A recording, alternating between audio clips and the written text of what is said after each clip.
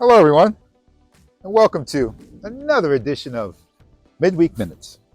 This past Sunday, we had a message entitled, Be Right, and our passage was James chapter 2, verses 21 to 26. Now, it's a lengthier passage, so I won't read it for you, but let me paraphrase. The Apostle James is giving examples of people who are shown to be right because of their actions. He gave Abraham as an example. When Abraham was commanded to give Isaac up as a sacrifice, he went through and went in the motions of actually doing that.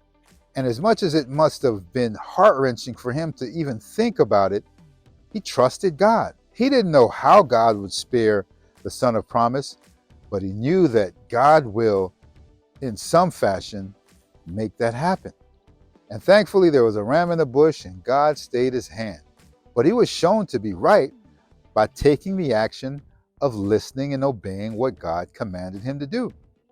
Another example is the prostitute Rahab, who hid the messengers and sent them along another way. And she was shown to be right, as it says in the passage, by her actions. And the passage concludes by saying, faith without works is dead. So what does that mean?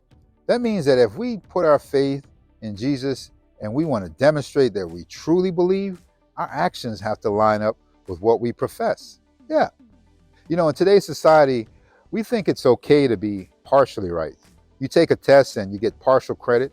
And I'm not against partial credit for tests because it shows that you know a little something. But when we adopt that approach that it's okay to get it mostly right or somewhat right, we're subscribing to the philosophy that it's okay to be average or it's okay to be mostly right. But like Joyce Myers once said, do you want a little bit of poop, just a little bit of poop in your food? No, you don't. As human beings, we can get close to being right. For example, the weatherman. Today there was a 30% chance of rain. That meant there was a 70% chance of no rain. Well, guess what? We got rain, a whole lot of rain.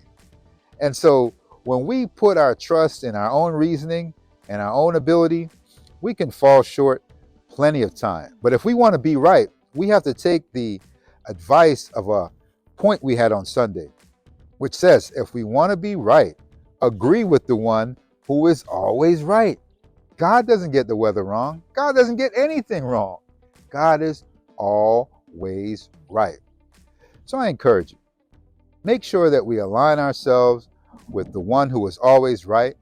And we do that by studying his word, knowing what his word says about a situation, and following the leading of his Holy Spirit. I just picked up this mango that fell because of the winds from the rain. And I got to tell you, as much as it just fell from the tree, I believe this thing is right for the eating. Thank you for joining me for another edition of Midweek Minutes. I hope to see you again next week. Goodbye for now. Julie mango smells so good.